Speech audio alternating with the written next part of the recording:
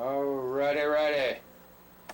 It's Anti-Babylon here. I'm going to do a step-by-step transformation of a Chinese Norenco SKS right here. The standard box magazine, spike bayonet. Going to transform it step by step into a modern 21st century tactical capable rifle with detachable mag, etc., etc. Actually a non-duckbill detachable mag. You'll see there's no duckbill in there. You'll see more about that later. But let's get started. Let's begin with the step that most people do when they want to start modernizing their SKS. They want to make it so that they can use removable magazines. Okay, this is a Tapco 20-round duckbill magazine.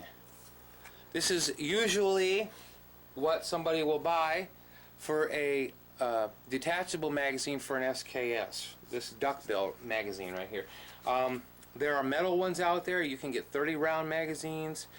You can get, I don't know if you can get a 40-round, but if don't buy metal, okay? Do not buy a metal magazine for an SKS. Only buy Tapco 20-round magazines. And if you buy the metal ones, you'll see why. They will jam, they will jam, they will jam, they will jam. Now the first thing we need to do is I'm gonna get a Phillips screwdriver. We're gonna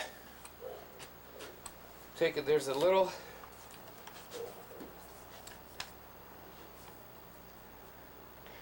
guy right there. It's a little button. I'm gonna push that, and that will release the trigger group from the rest of the rifle. Which, by the way, before we start handling this, let's make sure and clear the weapon. Weapon's clear. Okay. Very good. Weapon is on safe. Okay. So, I got it on there, and I just go pop like that, and it pushes the button.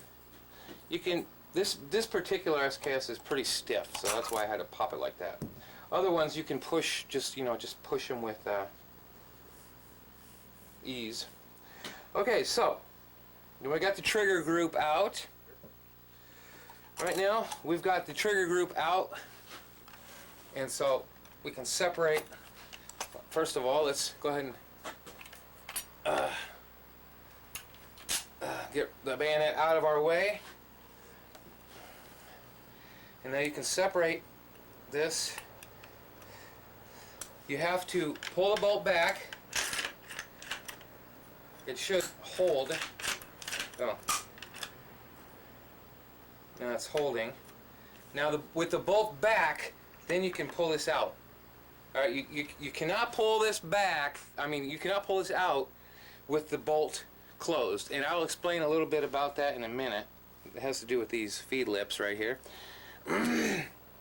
Alright, so now the stock standard military 10-round box magazine is now gone.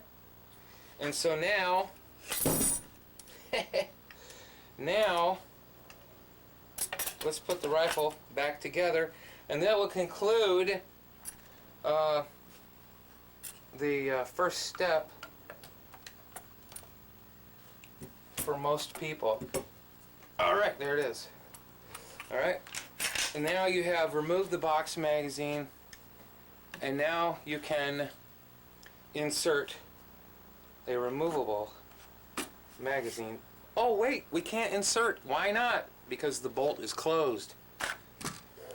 You have to hold the bolt back in order to insert the duckbill magazine. That is the way an SKS is. The bolt has to be back for you to remove or insert magazines, unless you do the bolt modification that's called the drop-free bolt mod, which is where we're going to go next. But let me explain why first. Alright, let's release this magazine See how I have to dismount the rifle and then turn it and then take my hand off the fire control area and up to here. More about that later. Alright, so that duckbill's out of there. And let's take the rifle apart again, and I will explain to you why you can only load and unload with the bolt held back. There's the this little lever right here, the takedown lever. This particular rifle has a very stiff takedown lever. Very, very stiff. My other rifle is not this stiff at all. It's amazingly stiff, this one. Alright, so you pull that out. Pull the dust cover off. Very easy. And now you can very, very nicely and easily slide the bolt carrier and the bolt out. This is the bolt. This is not the bolt. This is the bolt carrier. This is the bolt. This is why you can only load and unload with the bolt held back out of the way of the magazine. And here's why. When the bolt comes forward and pushes around up out of the magazine, it engages the feed lips. And that's how it is inside your rifle, just like that. There are little flanges on the bottom side of that bolt. There's one there, and there's one over here. There's little flanges there that you have to remove in order to perform the drop-free bolt modification for the SKS rifle. Now, we're going to do that, but first I want to take this bolt apart so I can drive the firing pin, retaining pin out of our bolt. That means we need a 1/8 punch, or I just bought this little deal off of SKS Survivor Forum the other day. Take a standard SKS front sight tool. I don't know, $10. I don't know what they cost. $7, $8. This is a metric bolt that's been turned down on a lathe by the guy that I bought this from. Put it in there. Wow. This is I've never ever had a pin that came out this easy. This is usually, those pins are really tough to get out, but this pin is like a dream. It came right out. I can't believe it. You see, one side is flat and the other side's not. Now I'm taking special note of the fact that there's a number scrawled on the top of this firing pin.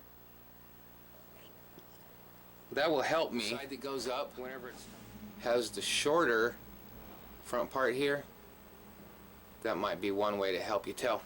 Anyways, alright, so we got the pin out, we got the firing pin out. Now we're going to take the extractor. Now we can drive the extractor all the way back and pull it out. Hello. Try not to lose that spring.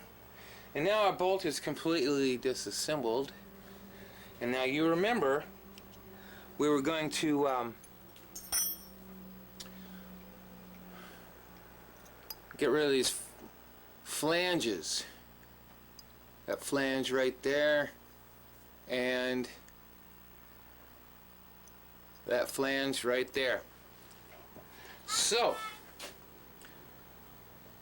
here we're going to put it in the vise and get our power tool after it.